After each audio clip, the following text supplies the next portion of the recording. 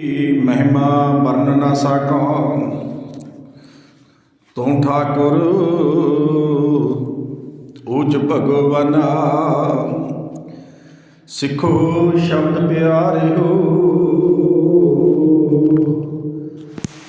जन्म मरण की टेक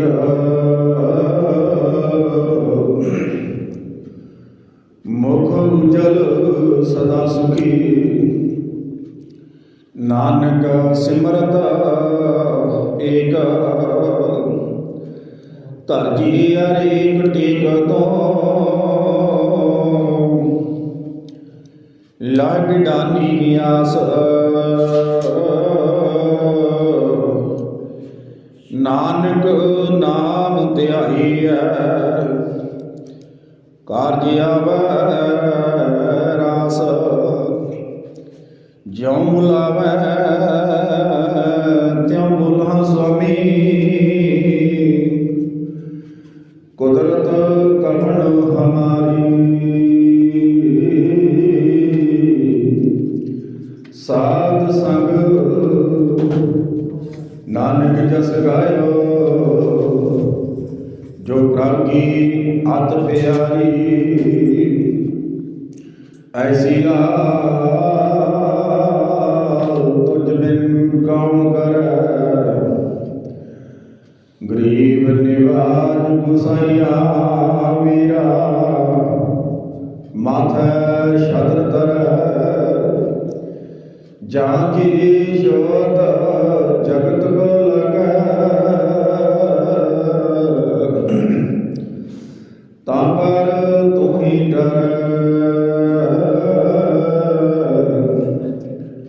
निज ऊच करे मेरा गोविंद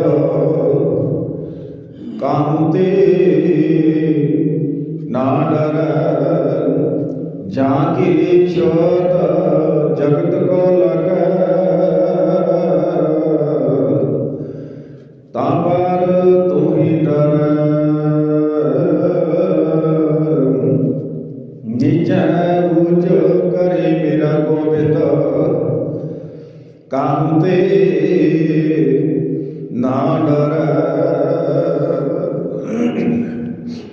धन धन शब्द गुरु श्री गुरु ग्रंथ साहिब जी महाराज तिन्हां दी पावन पवित्र मुबारक गोद विच जुड़ बैठे अति सत्कारयोग सत संगी जनों आप जी अमृत वेले तो लैके सतगुरु जी के पावन पवित्र दरबार की हाजरी भर रहे हो। बहुत ही सत्कारयोग बाबा जी के पासों और बच्चों पासों आप जी ने अमृत वेले दियाँ अमृतमयी गुरबाणियाँ आप जी ने श्रवण कीतियां हैं।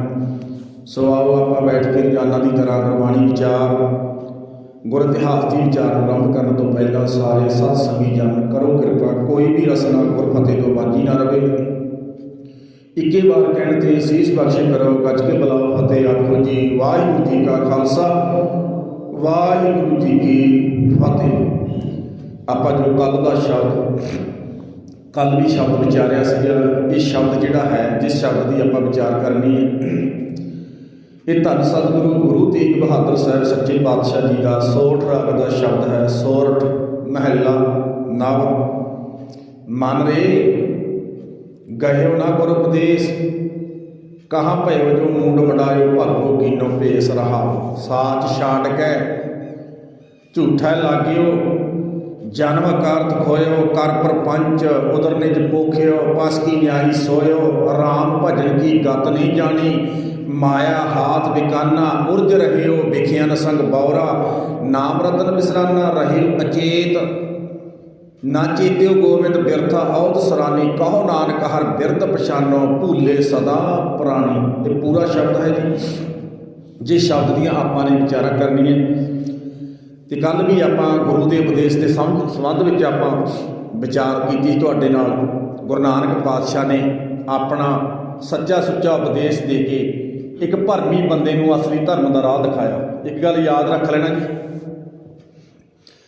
जीवन की काली गोली रात दे विचों जिंदगी की काली गोली रात दे विचों जे सानू कोई सच का राह विखा सकता है जे आपां नूं सारिआं नूं पूरी मनुखता नूं पूरे वर्ल्ड नूं जे कोई सच का राह विखा सकता है वो बाबे नानक के घर का सच्चा सुच्चा उपदेश ही विखा सकता, होर नहीं विखा सकता कोई। आखो सतनाम। मैं पंक्तियां पढ़ता हूँ जी। गुरबिन घोर अंधार, बोलो जी पंक्तियां आउंदियां। गुरबिन घोर अंधार, गुरु बिन समझ ना आवे, गुर बिन सुरत ना सिद्ध, गुरु बिन मुक्त न पावे। गुरु तो बगैर तो घोर हनेरा है, बंदा हनेरे च तुरया फिरदा टक्करा मारदा। गुरु के उपदेश तो बगैर साडी जिहड़ी जिंदगी की काली मूली रात है, एक रात 10 घंटिया की है, 12 घंटिया की है, उस तो बाद दिन चढ़ जाता है। एक अजिही भैड़ी रात है गुरु प्यारिओ, गुरु के उपदेश तो बगैर जीवन के अंदर दिन नहीं चढ़ता। गुरु के ज्ञान का सूरज चढ़ाउणा पैंदा है। जे सौ चंदा उगवे सूरज चढ़े, बोलो जी सूरज चढ़े 1000 इत्ते चानण होंदे आ, इन्ना चानण होंदे आ। गुरबिन गुरबिन गुरबिन का मतलब की है? गुरु के उपदेश तो बगैर, गुरु ग्रंथ साहब की बाणी में जिहड़ा सच्चा सुच्चा अमृतमई उपदेश पिया है, गुरबिन घोर अंधार लिखा जी, घोर अंधार। ओए बंदिया तेरे अंदर ऐ समझ लै भी घोर अंधार है। जे अंदर ज्ञान का सूरज चढ़ाउणा है तो गुरु का उपदेश गुरु ग्रंथ साहब की गोद में बैठ के पढ़ के सुन के समझ के अपने जीवन से कमाल भी। तैनूं पता कि पता लगन लग जूगा, वाह सच्चे पातशाह मैं हनेरे की फिरदा रहा तू पहला। सतगुरु जी तुसीं गुरबाणी च कुछ होर कही जाते हो, असीं कुछ होर कर रहे हैं। महाराज ਇਹਦਾ मतलब की है? हनेरे च है बंदा ते अगला कहता तू चानण कर दिता। जे हनेरे में भड़कते बंदे के मूहरे अगला टॉर्च जगा दे, आप किन्ना कहने भी बड़ा भला बंदा यार, जिस बंदे ने साडे अगे चानण कर दिता, साडी गड्डी दी लाइटां बुझ गईयां। एक बंदा कहता लाओ जी मेरे मगर लाओ, तुहानूं घरे पहुंचावां। जिहड़ा बंदा आपां नूं घरे पहुंचा देवे आपां उहदा किन्ना सत्कार करदे आ। ਉਹ ਤਾਂ ਚਲੋ ਸਾਨੂੰ ਇੱਟਾਂ ਦੇ ਘਰ 'ਚ ਪਹੁੰਚਾ ਕੇ ਗਿਆ। ਗੁਰੂ ਨਾਨਕ ਪਾਤਸ਼ਾਹ ਕਹਿਣ ਲੱਗੇ ਉਹ ਬੰਦਿਆ ਰੱਬ ਦੇ ਘਰੇ ਜਾਣਾ, ਰੱਬ ਦੇ ਘਰੇ ਜਾਣਾ, ਤੇਰੀ ਆਤਮਾ ਨੇ ਯਾਦ ਰੱਖੀ। ਤੇ ਜੇ ਹਨੇਰੇ 'ਚ ਰਿਹਾ ਨਾ ਭਟਕ ਜਾਏਗਾ, ਤੈਨੂੰ ਰਸਤਾ ਹੀ ਨਹੀਂ ਲੱਭਣਾ। ਤੇ ਆ ਜਾ ਮੈਂ ਤੇਰੇ ਅੱਗੇ ਲਾਈਟ ਜਗਾਉਣਾ, ਆ ਜਾ। ਗੁਰਬਾਣੀ ਇਸ ਜੱਗ ਮੈਂ, ਬੋਲੋ ਜੀ ਗੁਰਬਾਣੀ ਇਸ ਜੱਗ ਮੈਂ ਚਾਨਣ ਕਰਮ ਵਸੈ ਮਨ ਆਏ। ਸੱਜਣਾ ਗੁਰਬਾਣੀ ਦਾ ਇੱਕ ਟਾਰਚ ਹੈ, ਲਾਈਟ ਹੈ, ਹੱਥ ਵਿੱਚ ਫੜ, ਇੱਦਾਂ ਲਾਈਟ ਜਗਾ ਤੇ ਤੈਨੂੰ ਰਸਤੇ 'ਚ ਭਟਕਣ ਨਹੀਂ ਦੇਵੇਗੀ। ਹੁਣ ਦੇਖੋ ਜੀ ਗੁਰੂ ਦਾ ਉਪਦੇਸ਼ ਆ ਨਾ ਜਿਹੜਾ, ਬੰਦੇ ਨੂੰ ਐ ਸਮਝ ਲਓ, ਮੈਂ ਕੱਲ ਵੀ ਬੇਨਤੀ ਕੀਤੀ ਸੀ, ਬੰਦੇ ਨੂੰ ਸ਼ੈਤਾਨ ਬੰਦਾ ਗੁਰੂ, ਇੱਕ ਗੱਲ ਹੋਰ ਚੇਤੇ ਰੱਖਿਓ, ਬੰਦਾ ਗੁਰੂ ਦੇ ਉਪਦੇਸ਼ ਨਾਲ ਟੁੱਟ ਜਾਵੇ ਬੰਦਾ ਸ਼ੈਤਾਨ ਬਣ ਜਾਂਦਾ ਹੈ, ਹੈਵਾਨ ਬਣ ਜਾਂਦਾ ਹੈ। ਉਹੀ ਬੰਦਾ ਗੁਰੂ ਦੇ ਉਪਦੇਸ਼ ਨਾਲ ਜੁੜ ਜੇ ਦੇਵਤਿਆਂ ਵਾਲਾ ਜੀਵਨ ਬਣਾ ਦਿੰਦਾ ਹੈ ਗੁਰੂ। ਤੇ ਸਤਿਗੁਰੂ ਸੱਚੇ ਪਾਤਸ਼ਾਹ ਜੀ ਕਹਿਣ ਲੱਗੇ ਮਨ ਰੇ ਉਹ ਮਨਾ ਗਹਿਓ ਨਾ ਗੁਰ ਉਪਦੇਸ਼, ਗਹਿਓ ਨਾ। ਗਹਿਆ ਕਿਉਂ ਨਹੀਂ? ਭਾਵ ਪਕੜਿਆ ਕਿਉਂ ਨਹੀਂ, ਲਿਆ ਕਿਉਂ ਨਹੀਂ? ਮਹਾਰਾਜ ਕੀ ਨਹੀਂ ਲਿਆ? ਗੁਰੂ ਦਾ ਉਪਦੇਸ਼। ਤੇ ਗੁਰੂ ਦਾ ਉਪਦੇਸ਼ ਮੈਂ ਬੇਨਤੀ ਕਰਦਾ ਜੀ, ਗੁਰੂ ਦੀ ਉਪਦੇਸ਼ ਦੀ ਡਿਊਟੀ ਤੁਹਾਡੀ ਵੀ ਹੈ ਤੇ ਮੇਰੀ ਵੀ ਹੈ। ਤੁਹਾਡੀ ਡਿਊਟੀ ਕੀ ਹੈ? ਵੀ ਚਲੋ ਸਾਨੂੰ ਭਾਈ ਸਾਹਿਬ ਜੀ ਪੜ੍ਹਨਾ ਨਹੀਂ ਆਉਂਦਾ, ਸੁਣਨਾ ਨਹੀਂ ਆਉਂਦਾ, ਸੁਣਾਉਣਾ ਨਹੀਂ ਆਉਂਦਾ, ਅਸੀਂ ਬੈਠ ਕੇ ਸੁਣਦੇ ਹਾਂ, ਤੁਸੀਂ ਸੁਣਾਓ ਤੇ ਸਾਨੂੰ ਸੁਣਾਓ। ਤੇ ਗੁਰੂ ਦਾ ਉਪਦੇਸ਼ ਘਰ ਘਰ ਪਹੁੰਚਾਓ। ਗੁਰੂ ਦਾ ਉਪਦੇਸ਼ ਘਰ ਘਰ ਪਹੁੰਚਾਉਣ ਦੀ ਡਿਊਟੀ ਨਾ ਜੀ ਆਪਣੀ ਲਾ ਕੇ ਗਏ ਆ ਗੁਰੂ ਸਾਹਿਬ, ਆਪਣੀ ਮੇਰੀ ਤੁਹਾਡੀ ਸਾਰਿਆਂ ਦੀ। ਤੇ ਮੈਂ ਕੱਲ ਵੀ ਬੇਨਤੀ ਕੀਤੀ ਸੀ, ਬਾਬੇ ਨੇ ਨਾ ਕਿਸੇ ਨੂੰ ਲਾਇਚੀਆਂ ਦਿੱਤੀਆਂ, ਨਾ ਕਿਸੇ ਨੂੰ ਐਂ ਕਿਹਾ ਮੈਂ ਤੇਰੇ ਤਵੀਤ ਕਰਕੇ ਦਿੰਦਾ, ਲੈ ਤੇਰੇ ਬੇੜੇ ਪਾਰ ਹੋ ਜਾਣਗੇ। ਜੇ ਬਾਬਾ ਤਵੀਤ ਕਰਕੇ ਦੇ ਦਿੰਦਾ ਜੀ ਬੇੜੇ ਪਾਰ ਹੀ ਸਿੱਧੇ, ਲੋੜ ਹੀ ਨਹੀਂ ਸੀ। ਕਿਉਂ ਜੀ? ਜਿਹਦੇ ਨਾਲ ਕੰਮ ਚੱਲਦਾ ਹੁੰਦਾ। ਨਾ ਕਿਸੇ ਨੇ ਬਾਬੇ ਦੇ ਥੌਲਾ ਪਾਇਆ ਵੀ ਆ ਜਾ ਭਾਈ ਬੈਠ ਤੇਰੇ ਥੌਲਾ ਪਾ ਦਿੰਦਾ। ਬਾਬੇ ਨੇ ਕੀ ਕਰਿਆ? ਬਾਬੇ ਨੇ ਕਿਹਾ ਸੱਜਣਾ ਰੱਬੀ ਉਪਦੇਸ਼ ਜਿਹੜਾ ਮੈਨੂੰ ਅਕਾਲ ਪੁਰਖ ਦੇ ਘਰੋਂ ਆਉਂਦਾ, ਧੁਰ ਕੀ ਬਾਣੀ ਆਈ, ਬੋਲੋ ਜੀ ਧੁਰ ਕੀ ਬਾਣੀ ਆਈ, ਤੈਨੂੰ ਸਗਲੀ ਚਿੰਤਾ। ਉਹ ਇਸ ਬਾਣੀ ਦੇ ਨਾਲ ਤੁਹਾਡੀਆਂ ਸਾਰੀਆਂ ਚਿੰਤਾਵਾਂ ਦੂਰ, ਉਹ ਸਿੱਖਾ ਸਾਰੀਆਂ ਚਿੰਤਾਵਾਂ ਦੂਰ ਹੋ ਜਾਣਗੀਆਂ, ਬਾਣੀ ਨਾਲ ਜੁੜ। ਤੇ ਬਾਬੇ ਨੇ ਰੱਬੀ ਉਪਦੇਸ਼ ਘਰ ਘਰ ਪਹੁੰਚਾਇਆ, ਰੱਬੀ ਉਪਦੇਸ਼। ਤੇ ਹੁਣ ਆਪਣੀ ਡਿਊਟੀ ਲਾ ਕੇ ਗਏ ਜੀ ਗੁਰੂ ਸਾਹਿਬ। ਗੁਰੂ ਸਾਹਿਬ ਕਹਿੰਦੇ ਵੀ ਸਿੱਖਾ ਤੇਰੀ ਡਿਊਟੀ ਹੈ ਗੁਰੂ ਦਾ ਉਪਦੇਸ਼ ਘਰ ਘਰ ਪਹੁੰਚਾਉਣਾ। ਤੇ ਇੱਕ ਗੱਲ ਯਾਦ ਰੱਖਣਾ ਜੀ, ਪਹਿਲੀ ਕੱਲ ਮੈਂ ਇੱਕ ਪੰਗਤੀ ਪੜ੍ਹੀ, ਸੋ ਮੁਕਤਾ ਸੰਸਾਰ ਜੇ ਗੁਰ ਉਪਦੇਸਿਆ, ਤਿਸ ਕੀ ਗਈ ਬਲਾਈ ਮਿਟੇ ਅੰਦੇਸਿਆ। ਕਿਤੇ ਬਾਣੀ 'ਚ ਐਂ ਲਿਖਿਆ ਬਿਨਸੇ ਸਰਬ ਜੰਜਾਲ। ਬਿਨਸੇ ਬਣ ਕੀ ਹੁੰਦਾ? ਬਿਨਸ ਜਾਣਗੇ, ਨਿਕਲ ਜਾਣਗੇ, ਖਤਮ ਹੋ ਜਾਣਗੇ। ਜੇ ਗੁਰ ਉਪਦੇਸਿਆ ਉੱਥੇ ਵੀ ਐਂ ਲਿਖਿਆ ਜੀ, ਜੇ ਤੁਸੀਂ ਗੁਰੂ ਦਾ ਉਪਦੇਸ਼ ਲੈ ਲਵੋਗੇ ਤੁਹਾਡੇ ਜੀਵਨ ਦੇ ਵਿੱਚੋਂ ਸਾਰੇ ਜੰਜਾਲ ਮੁੱਕ ਜਾਣਗੇ। ਨਸ਼ਿਆਂ ਦਾ ਜੰਜਾਲ, ਵਹਿਮਾਂ ਭਰਮਾਂ ਦਾ ਜੰਜਾਲ, ਹੋਰ ਸਾਰਾ ਜੋ ਜੰਜਾਲ ਹੈ ਸਭ ਮੁੱਕ ਜਾਣਗੇ। ਜੇ ਮੁਕਾਉਣੇ ਹੈ ਤਾਂ ਗੁਰੂ ਦੀਆਂ ਸਿੱਖਾਂ, ਗੁਰੂ ਗ੍ਰੰਥ ਸਾਹਿਬ ਦੇ ਸੱਚੇ ਸੁੱਚੇ ਉਪਦੇਸ਼ ਨਾਲ ਜੁੜ ਜਾ। ਇੱਕ ਗੱਲ ਮੈਂ ਹੋਰ ਬੇਨਤੀ ਕਰਾਂ ਜੀ, ਗੁਰੂ ਸਾਹਿਬ ਨੇ ਨਾ ਜੀ ਆਪਾਂ ਨੂੰ, ਗੁਰੂ ਸਾਹਿਬ ਨੇ 10 ਪਾਤਸ਼ਾਹੀਆਂ ਨੇ ਆਪਾਂ ਨੂੰ ਸਰੀਰ ਨਾਲ ਨਹੀਂ ਜੋੜਿਆ ਜੀ, ਆਪਾਂ ਨੂੰ ਸਰੀਰ ਨਾਲ ਨਹੀਂ ਜੋੜਿਆ। ਹਾਂ ਇਹ ਗੱਲ ਵੱਖਰੀ ਆ, ਪਰ ਅਰਦਾਸ ਵਿੱਚ ਇਹ ਗੱਲ ਜ਼ਰੂਰ ਕਹਿੰਦੇ ਆ, ਸਹੀ ਗੁਰਸਿੱਖ ਪਿਆਰੇ ਮੇਲ, ਬੋਲੋ ਜੀ, ਸਹੀ ਗੁਰਸਿੱਖ ਪਿਆਰੇ ਮੇਲ, ਜਿੰਨਾ ਮਿਲਿਆ ਤੇਰਾ ਨਾਮ ਚਿੱਤ ਆਵੇ। ਇਹ ਸੱਚੇ ਪਾਤਸ਼ਾਹ ਕਿਰਪਾ ਕਰੀ, ਅਸੀਂ ਅਰਦਾਸ ਕਰਦੇ ਹਾਂ ਉਹਨਾਂ ਰੱਬ ਦੇ ਪਿਆਰਿਆਂ ਨੂੰ ਮਿਲਾਈ ਜਿਨ੍ਹਾਂ ਨੂੰ ਮਿਲ ਕੇ ਪ੍ਰਮਾਤਮਾ ਚੇਤੇ ਆਵੇ ਤੇ ਗੁਰੂ ਚੇਤੇ ਆਵੇ, ਉਹਨਾਂ ਦਾ ਮੇਲ ਮਿਲਾਈ। ਗੁਰੂ ਜੀ ਨੇ ਆਪਾਂ ਨੂੰ ਕਿਸੇ ਸਰੀਰ ਨਾਲ ਨਹੀਂ ਜੋੜਿਆ, ਕਿਸੇ ਬੰਦੇ ਨਾਲ ਨਹੀਂ ਜੋੜਿਆ ਵੀ ਫਰਜ਼ ਕਰੋ ਵੀ ਮੇਰੇ ਵਰਗਾ ਕਥਾ ਸੁਣਾਵੇ ਤੇ ਸੰਗਤ ਕਈ ਵਾਰੀ ਗੁਰੂ ਗ੍ਰੰਥ ਸਾਹਿਬ ਨੂੰ ਛੱਡ ਕੇ ਤੇ ਮੇਰੇ ਵਰਗੇ ਨਾਲ ਜੁੜ ਜਾਂਦੀ ਆ। ਮੇਰੇ ਕੋਈ ਬਾਬਾ ਕਥਾ ਕਰਨਾ ਆ, ਕੀਰਤਨ ਕਰਨਾ ਆ, ਗੁਰੂ ਗ੍ਰੰਥ ਸਾਹਿਬ ਤਾਂ ਪਾਸ ਹੀ ਰਹਿ ਗਿਆ, ਫਿਰ ਬਾਬੇ ਮਗਰ ਭੱਜੇ ਫਿਰਦੇ ਆ ਲੋਕੀ। ਠੀਕ ਹੈ ਵੀ ਪ੍ਰਸ਼ਾਦਾ ਪਾਣੀ ਛਕਾ ਦੇਣਾ, ਉਹਦੇ ਕੋਲੇ ਬੈਠ ਕੇ ਕੋਈ ਰੱਬ ਦੇ ਘਰ ਦੀ ਗੱਲ ਸੁਣ ਲੈਣੀ, ਉਹ ਗੱਲ ਵੱਖਰੀ ਹੈ, ਉਹ ਤਾਂ ਗੱਲ ਵੱਖਰੀ ਹੈ। ਪਰ ਕਈ ਵਾਰੀ ਅਸੀਂ ਵੀ ਕੀ ਕਰਦੇ ਹਾਂ, ਅਸੀਂ ਗੁਰੂ ਗ੍ਰੰਥ ਸਾਹਿਬ ਦਾ ਪਾਸੇ ਰਹਿ ਜਾਂਦਾ, ਬੰਦੇ ਦੇ ਪੁਜਾਰੀ ਬਣ ਜਾਂਦੇ ਆ, ਬੰਦੇ ਦੀ ਜੀ ਹਜ਼ੂਰੀ ਕਰਨ ਲੱਗ ਜਾਂਦੇ ਆ। ਠੀਕ ਹੈ, ਗੁਰਬਾਣੀ ਸੁਣਾਈ ਉਹਦਾ ਸਤਿਕਾਰ ਹੈ, ਭਾਈ ਸਾਹਿਬ ਜੀ ਤੂੰ ਗੁਰਬਾਣੀ ਸੁਣਾਈ ਹੈ, ਤੇਰਾ ਧੰਨਵਾਦ ਹੈ ਤਾਂ ਤੂੰ ਵੀ ਸਾਡੇ ਵਰਗਾ ਹੀ ਹੈ, ਤੂੰ ਸਾਡਾ ਭਰਾ ਹੈ। ਸਾਨੂੰ ਕਿਸੇ ਬੰਦੇ ਨਾਲ ਨਹੀਂ ਜੋੜਿਆ ਗੁਰੂ ਸਾਹਿਬ ਨੇ, ਤੇ ਬੰਦੇ ਤੋਂ ਭਗੌੜਾ ਵੀ ਨਹੀਂ ਬਣਾਇਆ। ਇਹ ਗੱਲ ਯਾਦ ਰੱਖ ਲੈਣਾ, ਰਹਿਣਾ ਵੀ ਬੰਦਿਆ ਕੀ ਹੈ, ਭਗੌੜਾ ਵੀ ਨਹੀਂ ਬਣਾਇਆ, ਪਰ ਸਾਨੂੰ ਜੋੜਿਆ ਗੁਰੂ ਉਪਦੇਸ਼ ਨਾਲ। ਬੰਦਾ ਫਰਜ਼ ਕਰੋ ਰਾਤ ਨੂੰ ਲੋੜ ਪੈ ਜਾਏ ਜੀ ਬੰਦੇ ਦੀ, ਹੈ ਨਾ, ਫਰਜ਼ ਕਰੋ ਮੈਨੂੰ ਲੋੜ ਪੈ ਜਾਏ ਤੇ ਮੈਂ ਕਹਾਂ ਯਾਰ ਤੂੰ ਰਾਤ ਨਹੀਂ ਆਇਆ, ਉਹ ਕਹਿੰਦਾ ਜਦੋਂ ਤੈਨੂੰ ਲੋੜ ਪਈ ਸੀ ਉਦੋਂ ਤਾਂ ਮੈਂ ਸੁੱਤਾ ਪਿਆ ਸੀ, ਭੂਖ ਸੁੱਤਾ ਪਿਆ ਸੀ, ਮੈਨੂੰ ਤਾਂ ਪਤਾ ਹੀ ਨਹੀਂ ਲੱਗਿਆ। ਤੇ ਗੁਰੂ ਗ੍ਰੰਥ ਸਾਹਿਬ ਨੂੰ ਐਂ ਲਿਖਿਆ ਹੋਇਆ ਬਾਣੀ 'ਚ ਉਪਦੇਸ਼ ਦੇ ਸੰਬੰਧ ਵਿੱਚ ਪਤਾ ਕੀ ਲਿਖਿਆ, ਏਕੋ ਸਤਿਗੁਰ ਜਾਗਤਾ। ਓਏ ਸਿੱਖਾ, ਉਹ ਸਾਰਾ ਸੰਸਾਰ ਘੂਕ ਸੌਂ ਗਿਆ। ਜਿਹਨੂੰ ਮਾਂ ਨੂੰ ਬੋਲ ਮਾਰੇਗਾ ਉਹ ਵੀ ਨਹੀਂ ਆਏਗੀ, ਬਾਪ ਨੂੰ ਬੋਲ ਮਾਰੇਗਾ ਉਹ ਵੀ ਸੁੱਤਾ ਪਿਆ ਹੈਗਾ, ਭਰਾ ਨੂੰ ਬੋਲ ਮਾਰੇਗਾ ਉਹ ਵੀ ਸੁੱਤਾ ਪਿਆ। ਹੋ ਸਕਦਾ ਘੂਕ ਨੀਂਦ ਵਿੱਚ ਤੇਰੀਆਂ ਆਵਾਜ਼ਾਂ ਨੂੰ ਨਾ ਸੁਣਨ, ਪਰ ਇੱਕ ਸੁਣਦਾ ਕਿਹੜਾ, ਗੁਰੂ। ਏਕੋ ਸਤਿਗੁਰ ਜਾਗਦਾ, ਤੇਰਾ ਸਤਿਗੁਰੂ ਕੱਲਾ ਜਾਗਦਾ ਹੈ। ਹੋਰ ਜਗ ਸੂਤਾ ਮੋਹ ਪਿਆਸ, ਸਾਰਾ ਸੰਸਾਰ ਮੋਹ ਦੀਆਂ ਲੋਰੀਆਂ ਲੈ ਕੇ ਸੁੱਤਾ ਪਿਆ ਹੈ। ਉਹਨੂੰ ਆਵਾਜ਼ ਮਾਰਨਾ ਜਿਹੜਾ ਜਾਗਦਾ ਹੈ। ਇਹਦਾ ਮਤਲਬ ਕੀ ਹੈ, ਜਿਹੜਾ ਗੁਰੂ ਦੇ ਸਾਨੂੰ ਜੋੜਿਆ ਗੁਰੂ ਉਪਦੇਸ਼ ਨਾਲ, ਗੁਰੂ ਉਪਦੇਸ਼ ਨਾਲ। ਤੇ ਗੁਰੂ ਉਪਦੇਸ਼ ਜਿੱਥੇ ਸਿੱਖਾ ਜਾਵੇਗਾ, ਗੁਰੂ ਉਪਦੇਸ਼ ਤੇਰੇ ਨਾਲ ਜਾਵੇਗਾ। ਤੂੰ ਭਾਵੇਂ ਤੇਰਾ ਸਰੀਰ ਭਾਵੇਂ ਸੌਂ ਗਿਆ, ਪਰ ਗੁਰੂ ਦਾ ਉਪਦੇਸ਼ ਨਹੀਂ ਸੌਂਦਾ, ਯਾਦ ਰੱਖੀ। ਤੁਸੀਂ ਮੰਜੇ 'ਚ ਉੱਠੇ ਹੋ ਨਾ ਜੀ, ਮੰਜੇ 'ਚ ਉੱਠੇ ਹੋ ਨਾ, ਗੁਰੂ ਦਾ ਉਪਦੇਸ਼ ਤੁਹਾਡੇ ਨਾਲ ਸੀ। ਜਦੋਂ ਤੁਸੀਂ ਉੱਠੇ ਹੋਵੋਗੇ, ਹੱਥ ਬੰਨੇ ਹੋਣਗੇ, ਸੱਚੇ ਪਾਤਸ਼ਾਹ ਤੇਰਾ ਧੰਨਵਾਦ ਹੈ, ਹਨਾ, ਕੀਤਾ ਹੋਣਾ ਨਾ, ਕਿਉਂ ਜੀ, ਕਰਦੇ ਕਿ ਨਹੀਂ? ਉਹ ਕਿਹਨੇ ਕਰਾਇਆ ਤੁਹਾਡੇ ਤੋਂ? ਕਿਹਨੇ ਕਰਾਇਆ? ਉਪਦੇਸ਼ ਨੇ, ਗੁਰੂ ਦੇ ਉਪਦੇਸ਼ ਨੇ ਕਰਾਇਆ। ਗੁਰੂ ਦਾ ਉਪਦੇਸ਼ ਸਿੱਖ ਦੇ ਨਾਲ ਹੈ, ਮੰਜੇ ਤੇ ਵੀ, ਬੈੱਡ ਤੇ ਵੀ। ਉਹ ਉੱਠਿਆ, ਉਹ ਕਹਿੰਦਾ ਸੱਚੇ ਪਾਤਸ਼ਾਹ ਤੇਰਾ ਧੰਨਵਾਦ ਹੈ, ਤੇਰੀ ਕਿਰਪਾ ਦਾ ਸਦਕਾ ਰੱਜ ਕੇ ਸੁੱਤਾ ਹੈ। ਐਡੇ ਵੱਡੇ ਖਿੜੇ ਹੋਏ ਪਰਿਵਾਰ 'ਚ ਪਿਆ ਮਹਾਰਾਜ, ਬੇਫਿਕਰ ਹੋ ਕੇ ਸੁੱਤਾ ਹੈ ਮਹਾਰਾਜ, ਆਨੰਦ ਦੀ ਨੀਂਦ ਲਈ ਆ, ਅੰਮ੍ਰਿਤ ਵੇਲਾ ਹੋਇਆ। ਹੁਣ ਮਹਾਰਾਜ ਤੂੰ ਕਿਰਪਾ ਕਰ ਰਿਹਾ, ਇਸ਼ਨਾਨ ਕਰਨ ਦੀ ਦਾਤ ਬਖਸ਼ ਰਿਹਾ, ਗੁਰਦੁਆਰਾ ਸਾਹਿਬ ਦੀ ਜਾਣ ਦਾਤ ਬਖਸ਼ ਰਿਹਾ, ਗੁਰੂ ਗ੍ਰੰਥ ਸਾਹਿਬ ਦੇ ਦਰਸ਼ਨ ਬੈਠ ਕੇ ਬਾਣੀ ਸੁਣਨ ਦੀ ਦਾਤ ਬਖਸ਼ ਰਿਹਾ। ਸੱਚੇ ਪਾਤਸ਼ਾਹ ਤੇਰਾ ਧੰਨਵਾਦ ਹੈ।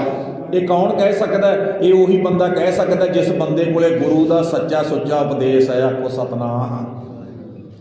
ਉਪਦੇਸ਼ ਸਿੱਖਾ ਤੈਨੂੰ ਉਪਦੇਸ਼ ਨਾਲ ਜੋੜਿਆ, ਗੁਰੂ ਦੇ ਉਪਦੇਸ਼ ਨਾਲ ਤੂੰ ਜੁੜਨਾ ਹੈ। ਤੇ ਗੁਰੂ ਦਾ ਉਪਦੇਸ਼ ਨਾਲ ਜਿਵੇਂ ਬੇਨਤੀ ਕਰਦੇ ਆ, ਘਰ ਘਰ ਆਪਾਂ ਪਹੁੰਚਾਉਣਾ। ਤੇ ਗੁਰੂ ਦਾ ਉਪਦੇਸ਼ ਕੀ ਕਰਦਾ ਹੈ, ਮੈਂ ਭਾਈ ਗੁਰਦਾਸ ਦਾ ਇੱਕ ਵਿੱਚ ਸਾਂਝਾ ਕਰਾਂ ਤੁਹਾਡੇ ਨਾਲ। ਚਲੋ ਸ਼ਬਦ ਵੈਸੇ ਲੰਬਾ ਹੈ, ਆਪਾਂ 2-3 ਦਿਨਾਂ 'ਚ ਕੱਲ੍ਹ ਨੂੰ ਸਮਾਪਤੀ ਕਰਾਂਗੇ ਜੀ ਸਾਰੇ। ਭਾਈ ਗੁਰਦਾਸ ਕਹਿੰਦੇ, ਸਿੱਖਾ ਜਿਹੜਾ ਗੁਰੂ ਗ੍ਰੰਥ ਸਾਹਿਬ ਹੈ ਨਾ ਤੇਰਾ, ਇੱਕ ਗੱਲ ਚੇਤੇ ਰੱਖੀ, ਚੰਦਣਾ ਦਾ ਵੀ ਚੰਦਨ ਹੈ। ਪਹਿਲੀ ਉਦਾਹਰਨ ਦਿੱਤੀ ਆ ਭਾਈ ਗੁਰਦਾਸ ਨੇ ਚੰਦਨ ਦੀ। ਕਹਿੰਦੇ ਵੀ ਜੰਗਲ ਦੇ ਵਿੱਚ ਨਾ ਬੜੇ ਦਰਖਤ ਨੇ ਪਰਮਾਤਮਾ ਨੇ ਪੈਦਾ ਕੀਤੇ, ਕਿੱਕਰ, ਟਾਹਲੀਆਂ, ਬੇਰੀਆਂ, ਨਿੰਮ, ਪਤਾ ਹੀ ਨਹੀਂ ਕੀ ਕੁਛ ਹੈ, ਜਿੰਨੇ ਦਰਖਤ ਹੈਗੇ ਆ। ਕਹਿਣ ਲੱਗੇ ਸਾਰੇ ਆਪੋ ਆਪਣੇ ਥਾਂ ਤੇ ਸਤਿਕਾਰਯੋਗ ਹੈ, ਪਰ ਇੱਕ ਬਾਵਨ ਚੰਦਨ, ਬਾਵਨ ਕਹਿੰਦੇ ਜੀ 52 ਉਂਗਲਾਂ ਦਾ ਹੁੰਦਾ ਹੈ ਮਿਣਤੀ 'ਚ। ਕਹਿੰਦੇ ਵੀ ਇੱਕ ਛੋਟਾ ਜਿਹਾ ਬੂਟਾ ਹੈ ਜਿਹਨੂੰ ਬਾਵਨ ਚੰਦਨ ਕਹਿੰਦੇ ਆ। ਕਹਿੰਦੇ ਬਾਵਨ ਚੰਦਨ ਦਾ ਬੂਟਾ ਪੈਦਾ ਹੋ ਗਿਆ ਜੰਗਲ ਦੇ ਵਿੱਚ। ਜਦੋਂ ਕਹਿੰਦੇ ਜੰਗਲ 'ਚ ਪੈਦਾ ਹੋ ਗਿਆ ਨਾ, ਕਹਿਣ ਲੱਗੇ ਪ੍ਰਮਾਤਮਾ ਨੇ ਉਹਨੂੰ 2 ਚੀਜ਼ਾਂ ਦਿੱਤੀਆਂ ਨੇ ਬਾਵਨ ਚੰਦਨ ਦੇ ਬੂਟੇ ਨੂੰ। ਇੱਕ ਤਾਂ ਉਹਦੇ ਕੋਲ ਹੈ ਜੀ ਸੀਤਲਤਾ, ਠੰਡ ਠੰਡ, ਤੇ ਦੂਜਾ ਹੈ ਉਸ ਕੋਲ ਸੁਗੰਧੀ। ਸੁਗੰਧੀ ਕਹਿਣ ਲੱਗੇ ਵੀ ਉਹਦੇ ਕੋਲੇ ਪ੍ਰਮਾਤਮਾ ਨੇ ਦੋ ਚੀਜ਼ਾਂ ਦਿੱਤੀਆਂ, ਇੱਕ ਉਹਦੇ ਕੋਲੇ ਸੀਤਲਤਾ ਹੈ, ਦੂਸਰੀ ਉਹਦੇ ਕੋਲੇ ਮਹਿਕ ਹੈ, ਖੁਸ਼ਬੂ ਹੈ। ਉਹਦੇ ਕੋਲੇ ਜਿਹੜੀ ਖੁਸ਼ਬੂ ਹੈ ਤੇ ਮਹਿਕ ਹੈ, ਉਹ ਕਿਸੇ ਨਾਲ ਈਰਖਾ ਨਹੀਂ ਕਰਦਾ। ਇੱਕ ਗੱਲ ਹੋਰ ਚੇਤੇ ਰੱਖੋ, ਉਹ ਕਿਸੇ ਨਾਲ ਈਰਖਾ ਨਹੀਂ ਕਰਦਾ। ਉਹਨੇ ਦੋਨੇ ਚੀਜ਼ਾਂ ਆਪਣੇ ਵਾਲੇ ਗੁਣ ਦੂਸਰਿਆਂ ਨੂੰ ਵੀ ਵੰਡਣੇ ਆ, ਦੂਸਰਿਆਂ ਨੂੰ ਵੰਡਣੇ ਆ। ਪਰ ਜਦੋਂ ਦੂਸਰਿਆਂ ਨੂੰ ਵੰਡਣੇ ਆ ਨਾ, ਤੇ ਕਹਿਣ ਲੱਗੇ ਵੀ ਸਿੱਧੇ ਮੱਥੇ ਤਾਂ ਵੰਡ ਨਹੀਂ ਸਕਦਾ, ਸਿੱਧੇ ਮੱਥੇ। ਹੁਣ ਉਹਦੇ ਕੋਲੇ ਹੈ, ਕਹਿਣ ਲੱਗੇ ਉਹਨੂੰ ਵੰਡਣ ਵਾਸਤੇ ਇੱਕ ਚੀਜ਼ ਦੀ ਲੋੜ ਪੈਂਦੀ ਹੈ, ਇੱਕ ਚੀਜ਼ ਦੀ ਲੋੜ ਪੈਂਦੀ ਹੈ। ਪਤਾ ਕੀ ਕਹਿੰਦਾ ਵੀ ਅਕਾਲ ਪੁਰਖ ਵਾਹਿਗੁਰੂ ਪਰਮੇਸ਼ਰ ਨੇ ਮੈਨੂੰ ਠੰਡ ਬਖਸ਼ੀ ਹੈ, ਸੀਤਲਤਾ ਬਖਸ਼ੀ ਹੈ, ਸੀਤਲਤਾ ਵੀ ਮੈਂ ਦੂਸਰਿਆਂ ਨੂੰ ਦੇਣੀ ਹੈ, ਮੇਰੇ ਵਿੱਚ ਈਰਖਾ ਕੋਈ ਨਹੀਂ, ਵੰਡਣੀ ਆ ਮੈਂ। ਤੇ ਮੇਰੇ ਵਿੱਚ ਜਿਹੜੀ ਮਹਿਕ ਆਉਂਦੀ ਹੈ, ਇਹ ਮਹਿਕ ਵੀ ਮੈਂ ਦੂਸਰਿਆਂ 'ਚ ਵੰਡਣੀ ਹੈ। ਕਹਿਣ ਲੱਗੇ ਪਰ ਮੈਨੂੰ ਇੱਕ ਚੀਜ਼ ਦੀ ਲੋੜ ਹੈ। ਕਿਉਂ ਜੀ? ਜਿਹਦੇ ਬਾਵਨ ਚੰਦਨ ਦੇ ਕੋਲ ਸੁਗੰਧੀ ਹੈ, ਠੰਡ ਹੈ, ਉਹਨੂੰ ਵੰਡਣ ਵਾਸਤੇ ਪਹਿਲਾਂ ਕਿਹੜੀ ਚੀਜ਼ ਦੀ ਲੋੜ ਹੈ ਪਤਾ ਆਪਾਂ ਨੂੰ? ਹਵਾ ਦੀ ਲੋੜ ਹੈ। ਹਵਾ, ਪਰਮਾਤਮਾ ਹਵਾ ਵਗਾਵੇ। ਫਰਜ਼ ਕਰੋ ਇੱਧਰੋਂ ਪੁਰੇ ਵਾਲੇ ਪਾਸਿਓਂ ਹਵਾ ਚੱਲੀ ਤੇ ਚੰਦਨ ਦੇ ਕੋਲੋਂ ਦੋ ਚੀਜ਼ਾਂ ਹਵਾ ਲੈ ਲੈਂਦੀ ਹੈ ਜੀ। ਇੱਕ ਤਾਂ ਲੈ ਲੈਂਦੀ ਹੈ ਮਹਿਕ, ਤੇ ਇੱਕ ਜਿਹੜੀ ਉਹਦੇ ਕੋਲੇ ਹੁੰਦੀ ਹੈ ਠੰਡ। ਦੋਨੇ ਚੀਜ਼ਾਂ ਹਵਾ ਲੈ ਕੇ ਨਾ, ਹਵਾ ਐਨ ਅੱਗੇ ਤੱਕ ਲਈ ਜਾਂਦੀ ਹੈ, ਲੋਈ ਜਾਂਦੀ ਹੈ। ਉਹ ਸਮਝ ਲਓ ਵੀ 5 ਕਿਲੋਮੀਟਰ ਤੇ ਵੀ ਇੱਕ ਨਿੰਮ ਖੜਾ ਸੀ, ਨਿੰਮ ਕੌੜਾ, ਤੇ ਕੌੜੇ ਨਿੰਮ ਤੇ ਕਰਨਾ ਹਵਾ ਨੇ ਚੰਦਨ ਵਾਲੇ ਦੋਨੇ ਗੁਣ, ਨਾਲੇ ਠੰਡ ਵਾਲਾ ਨਾਲੇ ਖੁਸ਼ਬੂ ਵਾਲਾ, ਨਿੰਮ ਤੇ ਕਰ ਪਹੁੰਚਾ ਦਿੱਤਾ। ਜਿਹੜਾ ਨਿੰਮ ਕੌੜਾ ਸੀ, ਕੜੱਤਣ ਦਾ ਭਰਿਆ ਹੋਇਆ ਸੀ, ਨਿੰਮ ਦੇ ਵਿੱਚੋਂ ਵੀ ਠੰਡ ਤੇ ਨਿੰਮ ਦੇ ਵਿੱਚੋਂ ਵੀ ਚੰਦਨ ਦੀ ਖੁਸ਼ਬੂ ਆਉਣ ਲੱਗੀ। ਆਖੋ ਸਤਨਾਮ, ਖੁਸ਼ਬੂ ਆਉਣ ਲੱਗੀ। ਤੇ ਕਿਸੇ ਨੇ ਜਾ ਕੇ ਕਿਹਾ, ਜਦੋਂ ਕੋਲ ਗਿਆ ਨਾ ਜੰਗਲ ਦੇ ਵਿੱਚ, ਉਹ ਜਾ ਕੇ ਨਿੰਮ ਨੂੰ ਪੁੱਛਦਾ, ਸੱਜਣਾ, ਭਾਈ ਗੁਰਦਾਸ ਦੀ ਲਾਓ, ਭਾਈ ਗੁਰਦਾਸ ਜਾ ਕੇ ਨਿੰਮ ਨੂੰ ਪੁੱਛਦਾ, ਉਹ ਸੱਜਣਾ ਤੂੰ ਨਿੰਮ, ਉਹ ਤੇਰੇ ਵਿੱਚੋਂ ਇੰਨੀ ਠੰਡ, ਉਹ ਤੇਰੇ ਵਿੱਚੋਂ ਖੁਸ਼ਬੂ ਕਿਵੇਂ ਆਉਂਦੀ ਹੈ? ਕਿੱਕਰ ਕੋਲ ਜਾ ਕੇ ਖਲੋਤਾ, ਕਹਿੰਦਾ ਤੇਰੇ ਕੋਲੇ ਸੂਲਾਂ ਕੱਲੀਆਂ ਹੈ, ਤੇਰੇ ਵਿੱਚੋਂ ਖੁਸ਼ਬੂ ਆਉਂਦੀ ਹੈ, ਕਿਉਂ ਆਉਂਦੀ ਹੈ? ਕਿਉਂ ਆਉਂਦੀ ਹੈ? ਤੇਰੇ ਵਿੱਚੋਂ ਠੰਡ ਮਿਲਦੀ ਹੈ, ਠੰਡ ਕਿਉਂ ਮਿਲਦੀ ਹੈ? ਕਹਿਣ ਲੱਗੇ ਕਿੱਕਰ ਵੀ ਹੱਥ ਜੋੜ ਕੇ ਤੇ ਨਿੰਮ ਦਾ ਬੂਟਾ ਵੀ ਹੱਥ ਜੋੜ ਕੇ, ਪਤਾ ਕੀ ਕਹਿੰਦਾ? ਪਤਾ ਕਹਿੰਦਾ, ਕਹਿਣ ਲੱਗਿਆ ਇੱਕ ਭਾਗਾਂ ਵਾਲਾ ਬੂਟਾ ਪੈਦਾ ਹੋਇਆ ਜੰਗਲ 'ਚ, ਭਾਗਾਂ ਵਾਲਾ। ਉਹ ਕਿਹੜਾ? ਉਹ ਹੈ ਬਾਵਨ ਚੰਦਨ ਦਾ ਬੂਟਾ। ਅੱਛਾ, ਉਹਦੇ ਕੋਲੇ ਕੀ ਹੈ? ਉਹਦੇ ਕੋਲੇ ਰੱਬ ਪਰਮਾਤਮਾ ਨੇ ਦਿੱਤੀਆਂ ਹੋਈਆਂ ਦੋ ਦਾਤਾਂ ਹੈ, ਦੋ। ਕਿਹੜੀਆਂ? ਇੱਕ ਠੰਡ ਵਾਲੀ ਤੇ ਇੱਕ ਖੁਸ਼ਬੂ ਵਾਲੀ। ਕਹਿਣ ਲੱਗੇ ਜਦੋਂ ਚੱਲੀ ਨਾ ਹਵਾ, ਹਵਾ ਚੱਲੀ ਤੇ ਉਹ ਆਪਣੀਆਂ ਦੋਨੇ ਚੀਜ਼ਾਂ ਵੰਡਦਾ, ਕਿਸੇ ਨਾਲ ਈਰਖਾ ਨਹੀਂ ਕਰਦਾ। ਤੇ ਕਹਿਣ ਲੱਗੇ ਹਵਾ ਨੇ ਸਾਡੇ ਤੱਕ ਪਹੁੰਚਾ ਦਿੱਤਾ, ਹਵਾ ਨੇ ਮਹਿਕ ਪਹੁੰਚਾ ਦਿੱਤੀ, ਖੁਸ਼ਬੂ ਪਹੁੰਚਾ ਦਿੱਤੀ, ਤੇ ਨਾਲੇ ਪਹੁੰਚਾਤੀ ਠੰਡ। ਉਹਦਾ ਭਰਾਵਾ ਮੇਰੇ ਵਿੱਚ ਤਾਂ ਕੋਈ ਐਡਾ ਗੁਣ ਨਹੀਂ ਸੀ। ਆ ਜਿਹੜਾ ਤੂੰ ਠੰਡ ਵਾਲਾ ਤੇ ਖੁਸ਼ਬੂ ਵਾਲਾ ਗੁਣ ਤੂੰ ਦੇਖਦਾ ਨਾ, ਹੋ ਜਿਹੜਾ ਚੰਦਨ ਦਾ ਬੂਟਾ ਜੰਗਲ ਦੇ ਵਿਚਾਲੇ ਪੈਦਾ ਹੋਇਆ, ਉਹਦੀ ਕਿਰਪਾ ਤੇ ਦੂਜੀ ਪਰਮਾਤਮਾ ਦੀ ਕਿਰਪਾ ਹੈ। ਪਰਮਾਤਮਾ ਨੇ ਹਵਾ ਵਗਾ ਦਿੱਤੀ, ਉਹਦੇ ਵਾਲੇ ਗੁਣ ਮੇਰੇ 'ਚ ਵੀ ਪ੍ਰਗਟ ਹੋ ਗਏ। ਆਖੋ ਸਤਨਾਮ। ਦੇਖੋ ਜੀ, ਭਾਈ ਗੁਰਦਾਸ ਨੇ ਨਾ ਉਦਾਹਰਨ ਕਾਸ ਦੀ ਦਿੱਤੀ ਆਪਣਾ ਚੰਦਨ ਦੀ। ਗੱਲ ਕਿਹਦੀ ਕਰ ਰਿਹਾ ਭਲਾ? ਗੱਲ ਕਿਸ ਦੀ ਕਰ ਰਿਹਾ? ਜਿਸ ਗੁਰੂ ਗ੍ਰੰਥ ਸਾਹਿਬ ਨੂੰ ਆਪਾਂ ਮੱਥਾ ਟੇਕਿਆ, ਜਿਹਦੇ ਅੱਗੇ ਖਲੋ ਕੇ ਆਪਾਂ ਲੰਮੀਆਂ ਲੰਮੀਆਂ ਅਰਦਾਸਾਂ ਕੀਤੀਆਂ, ਕਰਦੇ ਕਿ ਨਹੀਂ? ਕਰਨੀ ਚਾਹੀਦੀ ਆ।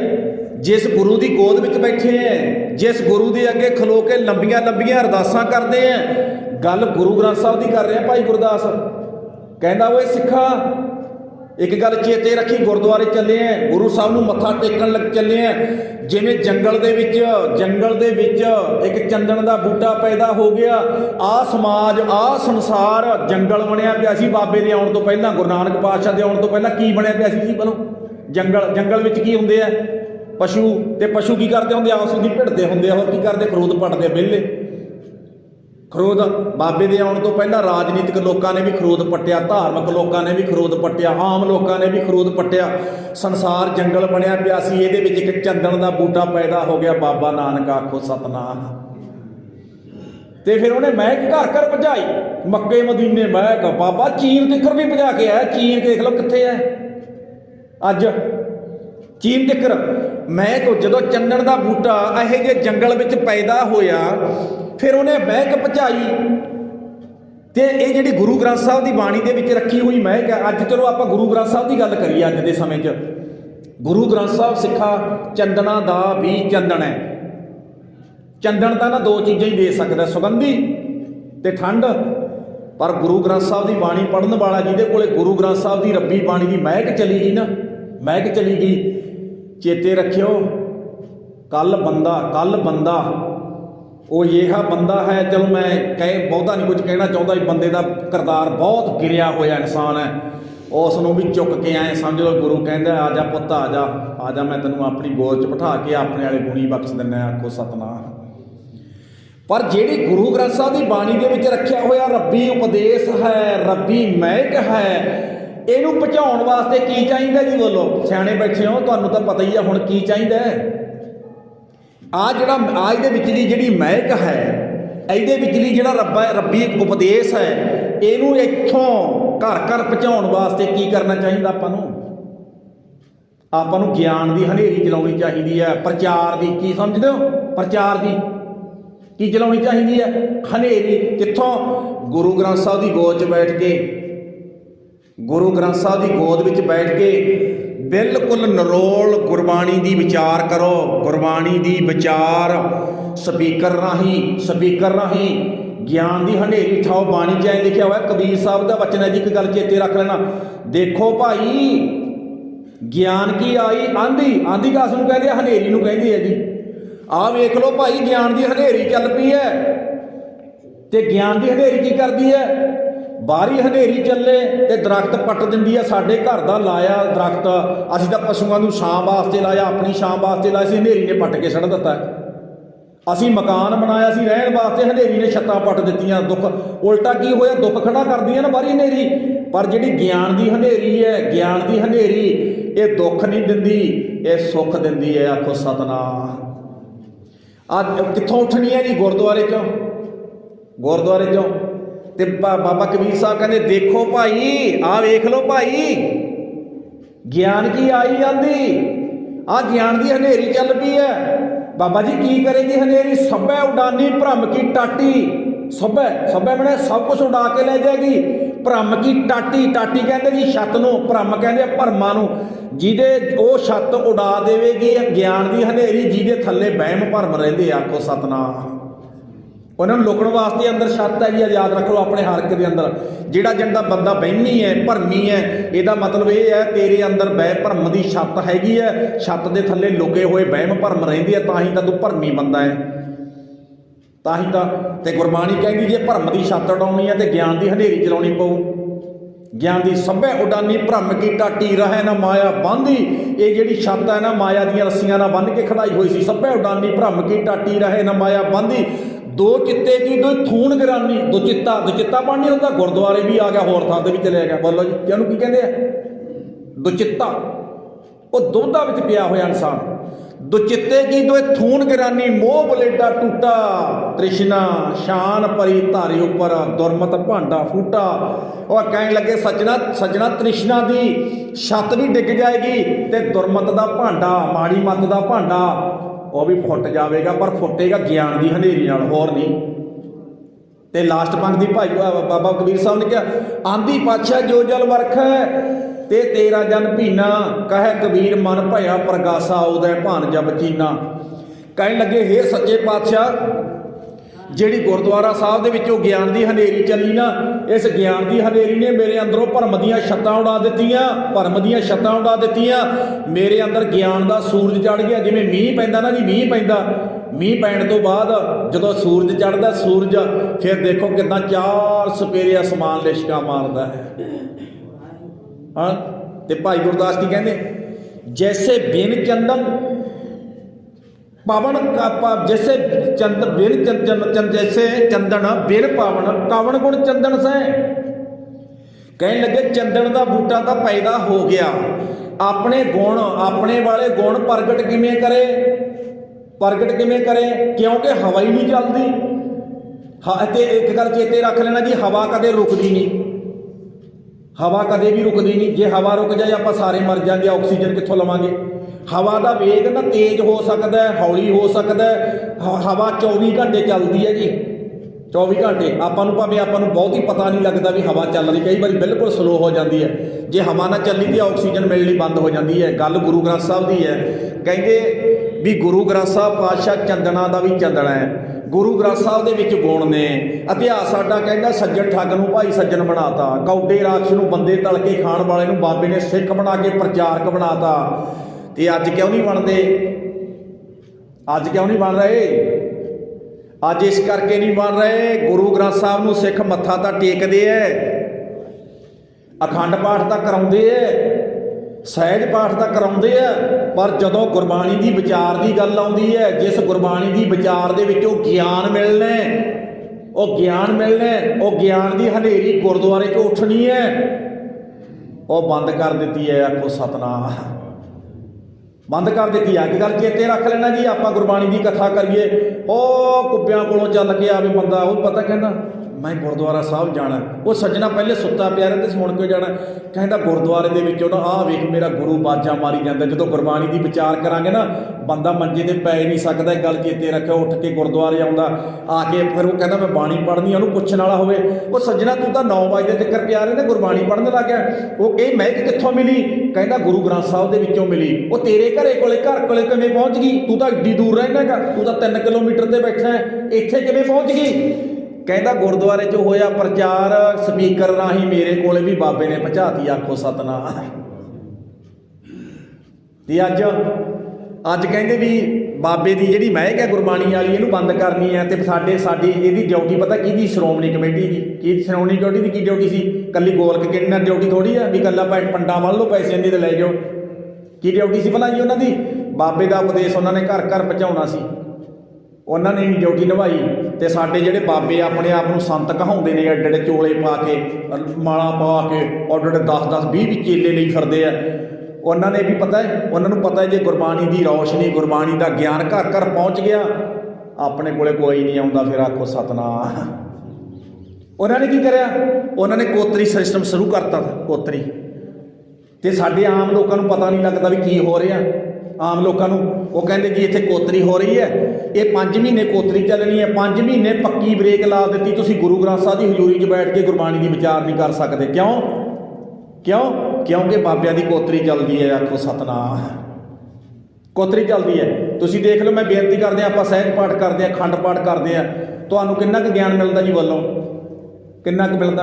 ਬਹੁਤੇ ਸ਼ਬਦ ਇਹੋ ਜਿਹੇ ਜਿਹੜੇ ਸਾਡੇ ਵਰਗਿਆਂ ਨੂੰ ਵੀ ਨਹੀਂ ਸਮਝ ਆਉਂਦੇ ਅਜੇ ਤੱਕ। ਨਾਲੇ ਇੰਨਾ ਪੜ੍ਹਦੇ ਆ, ਇੰਨੇ ਸਟੀਕ ਪੜ੍ਹਦੇ ਆ, ਇੰਨੇ ਗੁਰਬਾਣੀ ਦੇ ਅਰਥ ਪੜ੍ਹਦੇ ਆ, ਸਾਨੂੰ ਵੀ ਨਹੀਂ ਪਤਾ ਲੱਗਦਾ ਵੀ ਇਹ ਗੁਰੂ ਸਾਹਿਬ ਕੀ ਕਹਿਣਾ ਚਾਹੁੰਦੇ ਇਹਦੇ ਵਿੱਚ।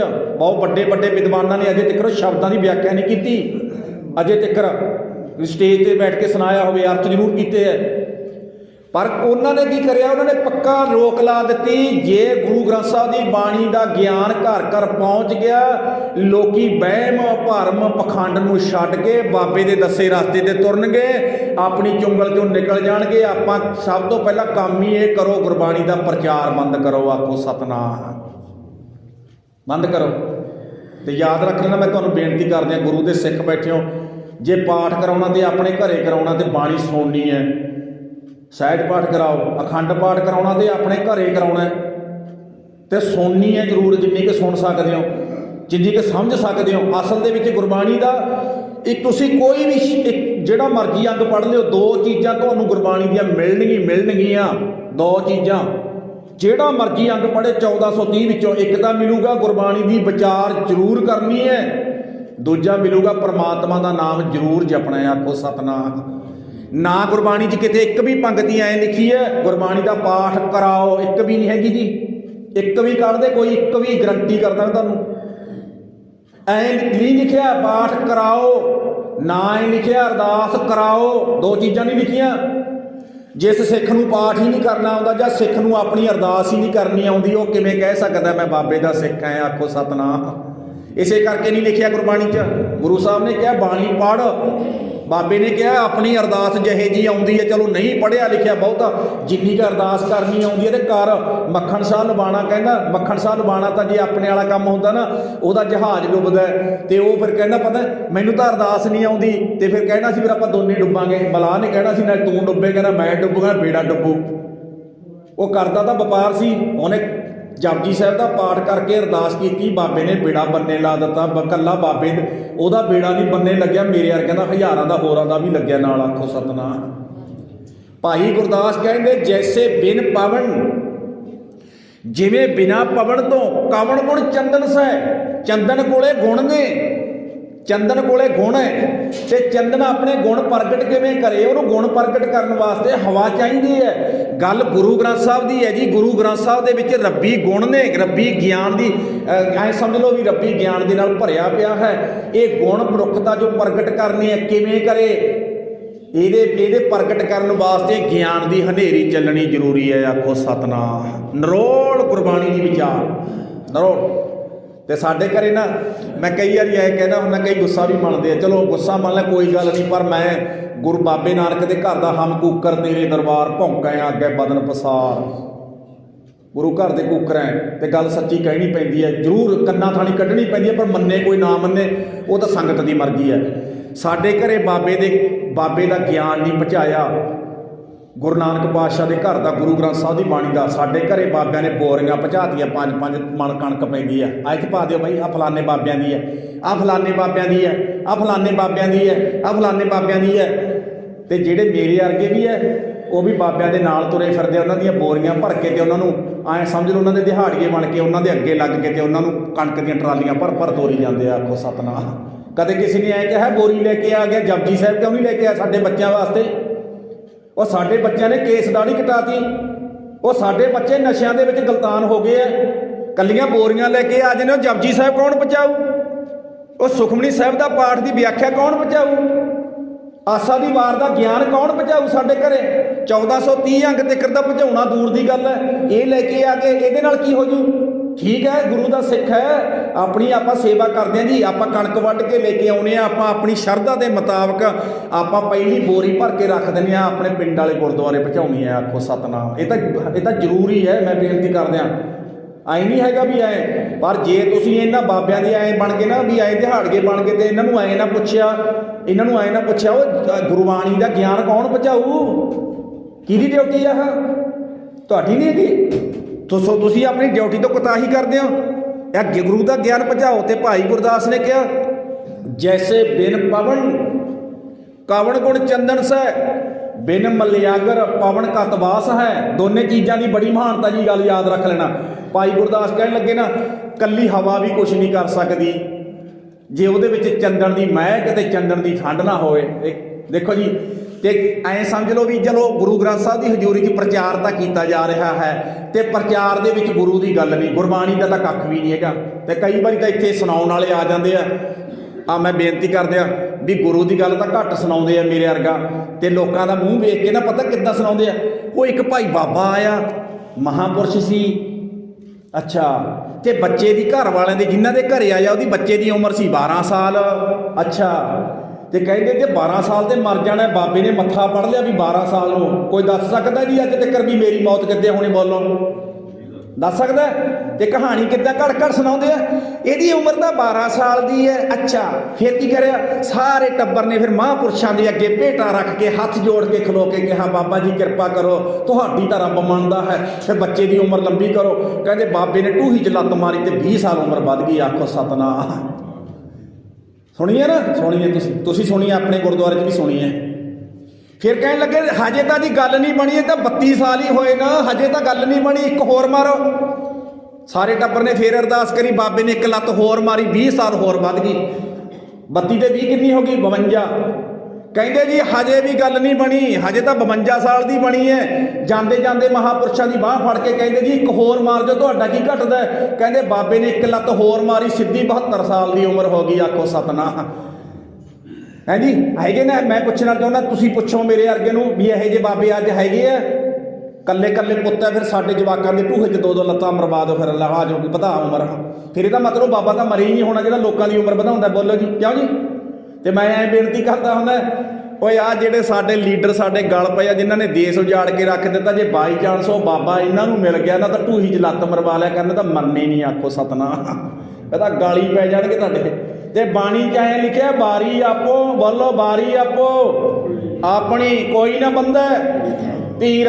ਚਲੋ ਮੈਂ ਗੱਲ ਕਰਾਂ, ਮੈਂ ਤੁਹਾਨੂੰ ਤੇ ਤੁਸੀਂ ਵੀ ਇਹੋ ਜਿਹੀਆਂ ਕਹਾਣੀਆਂ ਸੁਣ ਕੇ ਬਹੁਤ ਖੁਸ਼ ਹੈ।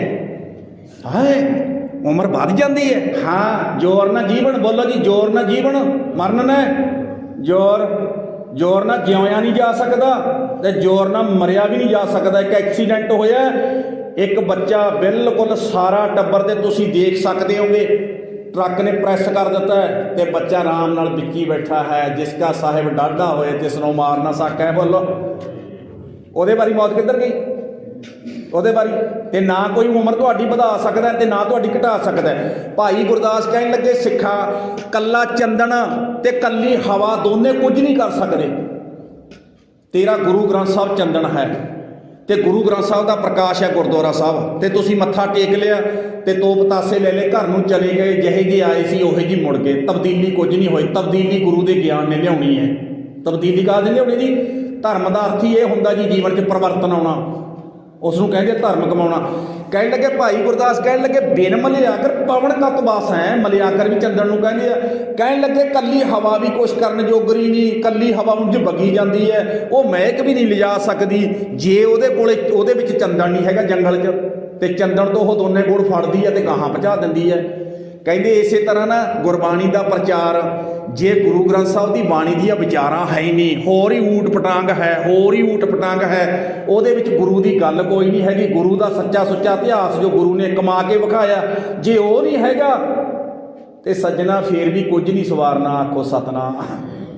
ਤੇ ਇੱਕ ਗੱਲ ਚੇਤੇ ਰੱਖ ਲੈਣਾ ਜੀ, ਇੱਕ ਬੇਨਤੀ ਹੋਰ ਕਰਾਂ। ਜਪਜੀ ਸਾਹਿਬ ਦੀ ਇੱਕ ਪੰਕਤੀ ਪੜ੍ਹਦੇ ਨੇ, ਸੁਣਿਆ ਅੰਧੇ ਪਾਵੈ, ਬੋਲੋ ਜੀ ਸੁਣਿਆ ਅੰਧੇ ਪਾਵੈ। ਐਂ ਦੇਖਿਆ ਨਾ, ਸੁਣ ਕੇ ਅੰਨੀ ਜ਼ਿੰਦਗੀ ਨੂੰ ਗੁਰੂ ਅਸਲੀ ਰਾਹ ਦਿਖਾ ਦਿੰਦਾ ਨਾ। ਕੀ ਸੁਣ ਕੇ? ਭਲਾ ਗੁਰਬਾਣੀ ਦੀ ਵਿਚਾਰ ਸੁਣ ਕੇ, ਗੁਰੂ ਦਾ ਇਤਿਹਾਸ ਸੁਣ ਕੇ, ਬਾਬੇ ਦੇ ਕੀਤੇ ਹੋਏ ਪਰਉਪਕਾਰ ਸੁਣ ਕੇ ਸਾਡੀ ਅੰਨੀ ਜ਼ਿੰਦਗੀ ਨੂੰ ਗੁਰੂ ਅਸਲੀ ਰਾਹ ਦਿਖਾ ਦਿੰਦਾ ਹੈ। ਤੇ ਜੇ ਮੇਰੇ ਵਰਗੇ ਨੇ ਪ੍ਰਚਾਰ ਹੀ ਇਹੋ ਜਿਹਾ ਕੀਤਾ, ਪ੍ਰਚਾਰ ਹੀ ਇਹੋ ਜਿਹੇ ਬਾਬਿਆਂ ਦਾ ਸੁਣਾਇਆ, ਬਾਬਿਆਂ ਦਾ, ਤੇ ਤੁਹਾਨੂੰ ਉਲਟ ਰਸਤੇ ਵੀ ਪਾ ਸਕਦਾ ਹੈ। ਰਾਹ ਦਿਖਾਉਣ ਦੀ ਬਜਾਏ ਰਾਹ ਤੋਂ ਭੜਕਾ ਵੀ ਸਕਦਾ ਹੈ। ਕੰਮ ਇਹ ਤਾਂ ਸਾਡੇ ਸਿਰ ਤੇ ਹੈ ਜਿਹੜੇ ਅਸੀਂ ਗੁਰਬਾਣੀ ਦਾ ਪ੍ਰਚਾਰ ਕਰਨ ਆਉਂਦੇ ਹਾਂ, ਵੀ ਤੂੰ ਸੱਚੇ ਇਮਾਨਦਾਰੀ ਨਾਲ ਗੁਰੂ ਦੀ ਗੱਲ ਸੁਣਾਉਣ ਚੱਲਿਆ ਸੱਜਣਾ, ਕਿ ਲੋਕਾਂ ਨੂੰ ਰੋਲ ਘਚੋਲੇ 'ਚ ਪਾਉਣ ਚੱਲਿਆ, ਨਾ ਉਸ ਪਾਸੇ ਜੋਗਰਾ ਤੇ ਨਾ ਉਸ ਪਾਸੇ ਜੋਗਰਾ। ਤੇ ਭਾਈ ਗੁਰਦਾਸ ਕਹਿਣ ਲੱਗੇ, ਐਂ ਕਹਿੰਦੇ ਆ ਭਾਈ ਗੁਰਦਾਸ ਆਪਾਂ ਨੂੰ, ਕਹਿੰਦੇ ਵੀ ਸੱਜਣਾ ਗੁਰੂ ਗ੍ਰੰਥ ਸਾਹਿਬ ਸੱਚੇ ਪਾਤਸ਼ਾਹ ਪੂਰੀ ਮਨੁੱਖਤਾ ਨੂੰ ਮਹਿਕ ਦੇ ਸਕਦਾ, ਠੰਡ ਦੇ ਸਕਦਾ। ਆਪਾਂ ਤਪੇ ਹੋਏ ਆਏ ਆ, ਸਾਰੇ ਤਪੇ ਹੋਏ ਆਏ ਆ। ਗੁਰੂ ਦੇ ਅੱਗੇ ਆ ਕੇ ਅਰਦਾਸ ਕਰਦੇ ਆ, ਗੁਰੂ ਕੋਲੋਂ ਠੰਡ ਵੀ ਮਿਲਦੀ ਆ, ਸ਼ਾਂਤੀ ਵੀ ਮਿਲਦੀ ਆ, ਤੇ ਗੁਰੂ ਕੋਲੋਂ ਰੱਬੀ ਮਹਿਕ ਵੀ ਮਿਲਦੀ ਆ, ਗਿਆਨ ਵੀ ਮਿਲਦਾ ਹੈ। ਪਰ ਜੇ ਆਪਾਂ ਗੁਰੂ ਦਾ ਗਿਆਨ ਲੈ ਕੇ ਨਾ ਗਏ, ਫਿਰ ਜਿਹੇ ਜੇ ਆਏ ਤੇ ਉਹੋ ਜਿਹੇ ਮੁੜ ਗਏ। ਤੇ ਮੈਂ ਕਈ ਵਾਰੀ ਐਂ ਬੇਨਤੀ ਕਰਦਾ ਹੁੰਦਾ, ਤੁਸੀਂ ਵੀ ਦੱਸਿਓ ਜੀ, ਤੁਹਾਡੇ ਬੱਚੇ ਸਕੂਲ 'ਚ ਪੜ੍ਹਦੇ ਆ, ਸਾਰਿਆਂ ਦੇ ਪੜ੍ਹਦੇ ਨਾ, ਤੁਹਾਡੇ ਬੱਚੇ ਸਕੂਲ ਦੇ ਵਿੱਚ ਝਾੜੂ ਲਾ ਦੇਣ ਕਮਰੇ 'ਚ, ਬਗੀਚੀ ਨੂੰ ਪਾਣੀ ਪਾ ਦੇਣ, ਮਾਸਟਰ ਦੀ ਕੁਰਸੀ ਝਾੜ ਪੂੰਝ ਕੇ ਰੱਖ ਦੇਣ। ਹਾਂਜੀ, ਮਾਸਟਰ ਦੀ ਕੁਰਸੀ ਝਾੜ ਪੂੰਝ ਕੇ ਰੱਖ ਦੇਣ।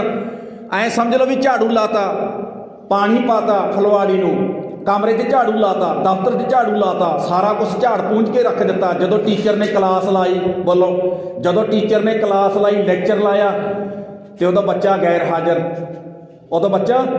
ਹਾਜ਼ਰ, ਤੇ ਕੱਲੇ ਕੱਲੇ ਆਏ ਸਮਝ ਲਓ ਫਲਵਾੜੀ ਨੂੰ ਪਾਣੀ ਪਾਉਣ ਵਾਲੇ ਤੇ ਝਾੜੂ ਲਾਉਣ ਵਾਲੇ ਨੂੰ ਸਰਟੀਫਿਕੇਟ ਮਿਲ ਜਾਂਦਾ ਜੀ ਪਾਸ ਦਾ। ਬੋਲੋ, ਮਿਲ ਜਾਂਦਾ।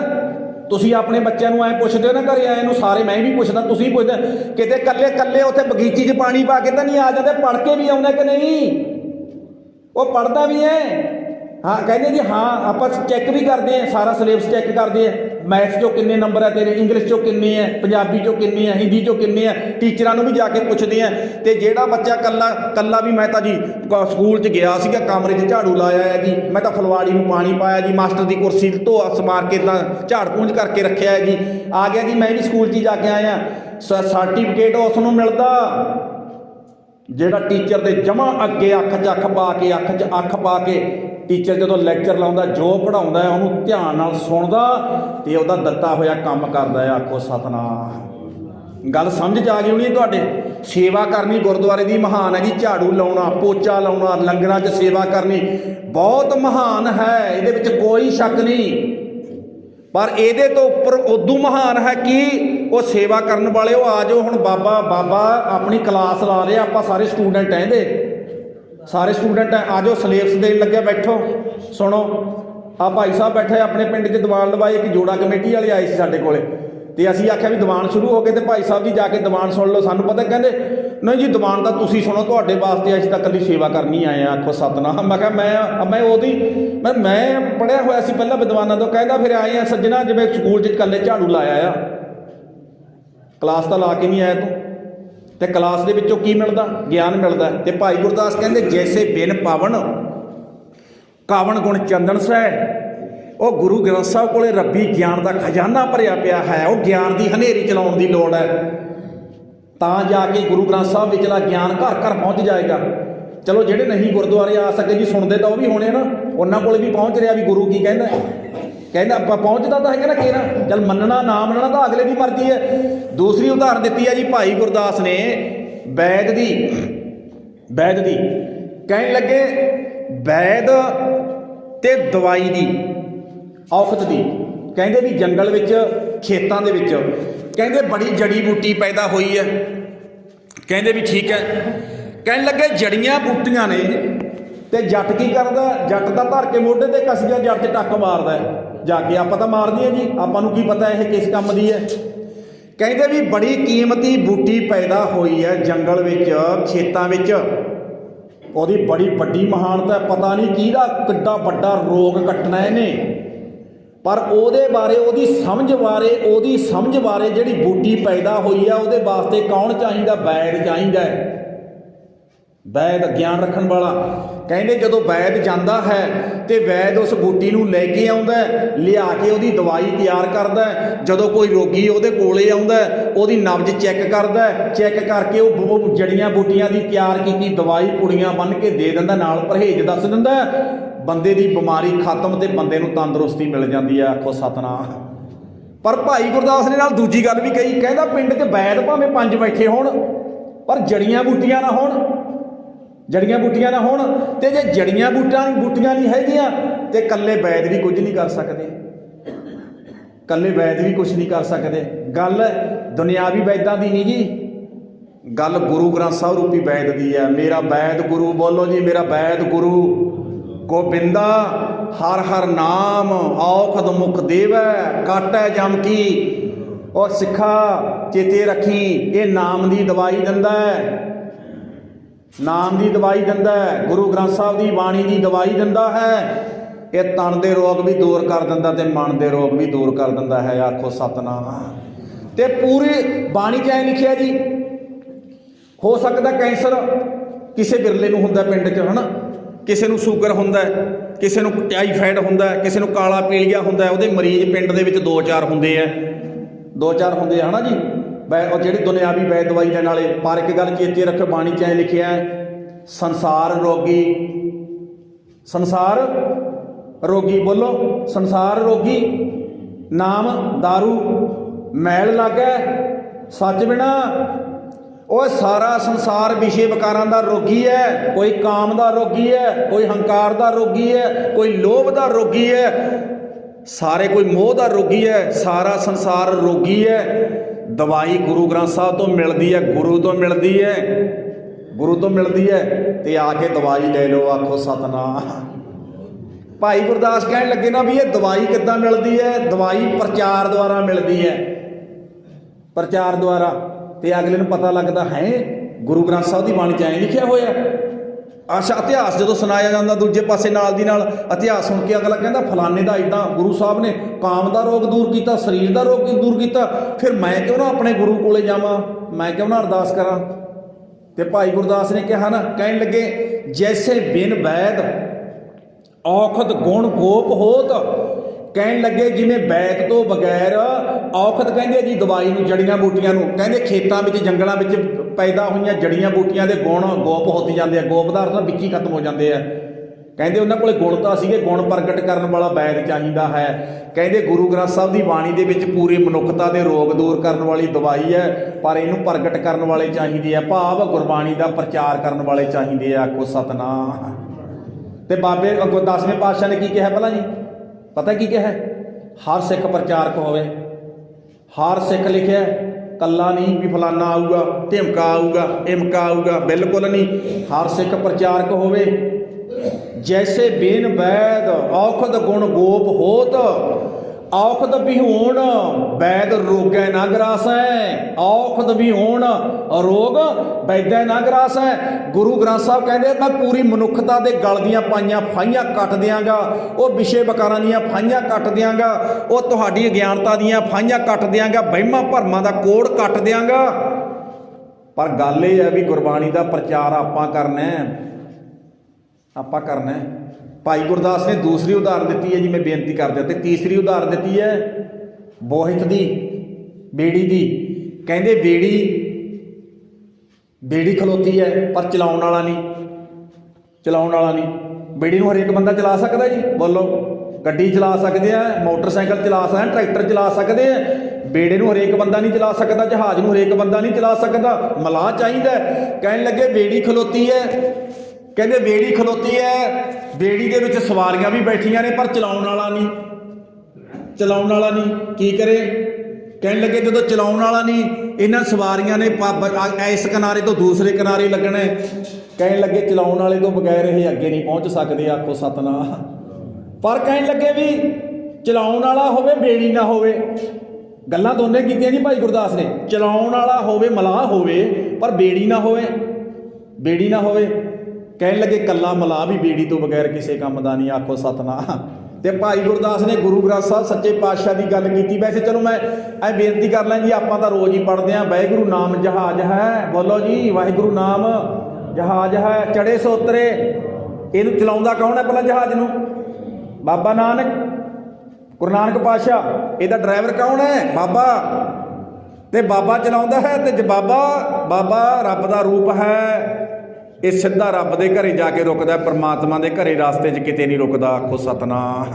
चेते रख लेना। भाई गुरदास कहने लगे ना, ओए सिखा, ओ तेरे बाबे नानक ने 10 पातशाहियां ने ओए एडा बड़ा बेड़ा तैयार करके दे दिता। श्री गुरु ग्रंथ साहब सच्चे पातशाह, श्री गुरु ग्रंथ साहब सच्चे पातशाह बेड़ा तैयार करके दे दिता, पूरी मनुखता का बेड़ा पार। पर बेड़ा तां पार होवेगा जे तुसी इहदे विचला ज्ञान है वो ज्ञान घर घर पहुँचाओगे, भाव तुसी मलाह बन के अपनी ड्यूटी निभाओगे।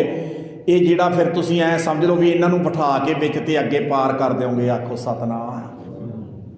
पर कहने लगे गल फिर उत्थे आ गई, कहंदे जे ड्राइवर होवे ते बला बेड़ी ना होवे, भावें मेरे वर्गा प्रचार करे, प्रचार दे विच कहानियां फिर तुहानूं फिर राजे राणी वालियां सुना देवे।